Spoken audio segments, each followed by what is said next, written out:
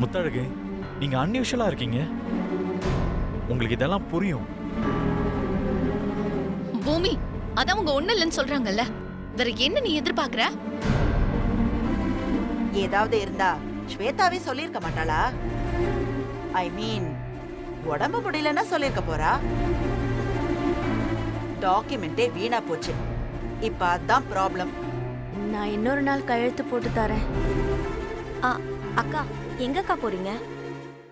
ஃபங்க்ஷனுக்கு வந்தது கூட மறந்து எதையும் மறைக்க இவ்ளோ வேகமா போறீங்க? என்ன ஸ்வேதா சொல்ற? மறந்துட்டேன், அவ்வளவுதான். பத்திரம் வீணாயிடுச்சுன்னு சொன்னதும் அந்த நினைப்புல கிளம்பிட்டேன். போதும்க்கா, இப்பவாவது நீங்களா சொல்லுவீங்கன்னு தான் இவ்ளோ நேரம் எல்லாரும் கேட்ட கேள்விக்கும் நான் பொறுமையா இருந்தேன்.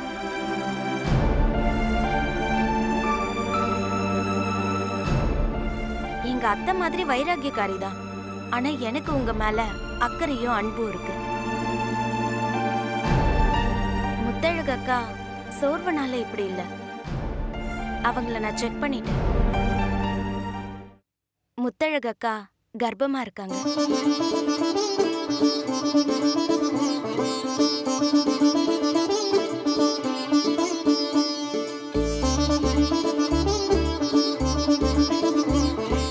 நான் சொன்னல பேச்சி, எனக்கு எப்பவோ தெரியும். முத்தழகு, எனக்கு எவ்வளவு சந்தோஷமா இருக்கு தெரியுமா? அண்ணே, வாழ்த்துக்கள்ண்ணே. அப்பா ஆயிட்டேன். தேங்க்ஸ். கங்க்ராட்ஸ்க்கா.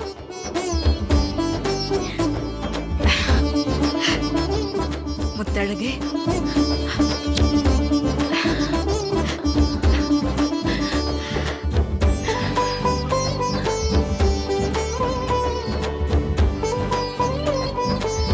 இந்த நல்ல விஷயத்துக்காக எவ்வளவு நாள் காத்துட்டு இருந்த முத்தழகு. அக்கா அப்பவே சொன்னாங்க. எனக்கும் உள்ளுக்குள்ள ஒரு எண்ணம் இருந்துகிட்டே தான் இருந்துச்சு. கடவுள் கண்ணை திறந்துட்டான். நம்ம குலதெய்வம் பேச்சி அம்மா மனசு இறங்கிட்டா.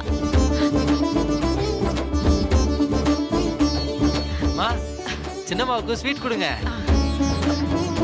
உங்களுக்கும் ஸ்வீட் இருக்குது, ஆனா அல்வா.